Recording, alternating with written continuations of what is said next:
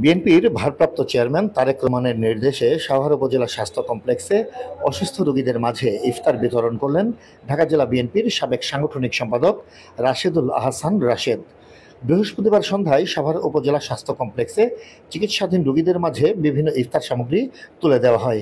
এ সময় সেখানে আরও উপস্থিত ছিলেন ছাত্রদল কেন্দ্রীয় কমিটির সাবেক সদস্য হাসিবুর রহমান খান, সাভার পৌর বিএনপির সাবেক আইন ও বিচার বিষয়ক সম্পাদক অ্যাডভোকেট আনোয়ার হোসেন, সাভার সরকারি কলেজ ছাত্রদলের সাবেক সভাপতি এমদাদুল হক বাবু, ঢাকা জেলা উত্তর ছাত্রদলের সিনিয়র যুগ্ম সাধারণ সম্পাদক রাকিব খন্দকার সহ অন্যান্য নেতাকর্মীরা।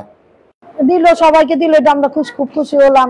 উনি যে সবার উপলক্ষে এটা পাঠাইছে, এটা আমরা অনেক আনন্দ বোধ করলাম, খুব ভালো লাগলো।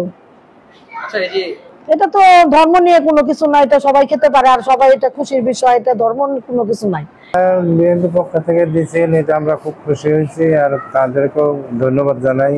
আমাদের এই সাধারণ বিষয় নিয়ে যে ওনারা ইয়াতে রাখছেন, মাথায় রাখছেন, এতেও আমরা তাদের ধন্যবাদ জানাইছি। এ সময় রাশেদুল হাসান রাশেদ জানান, বিএনপির ভারপ্রাপ্ত চেয়ারম্যান তারেক রহমানের নির্দেশে আমরা 5 দিন ব্যাপী ইফতার বিতরণ কর্মসূচি হাতে নিয়েছি।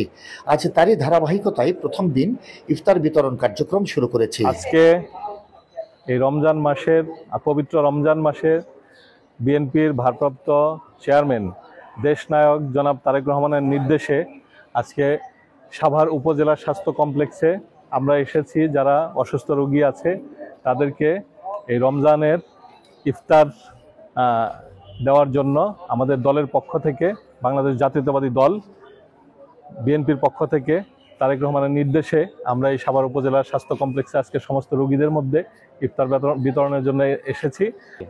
আগামী 20 রোজা পর্যন্ত আমাদের দলীয়ভাবে নির্দেশনা আছে, আগামী 20 রোজা পর্যন্ত এই ইফতারের কর্মসূচিগুলো করা যাবে। আমরা প্রতিদিন 20 রোজা পর্যন্ত ইনশাল্লাহ আজকে থেকে আমরা এইভাবে প্রতিদিন এই ইফতার বিতরণ কর্মসূচি চালিয়ে যাব ইনশাল্লাহ।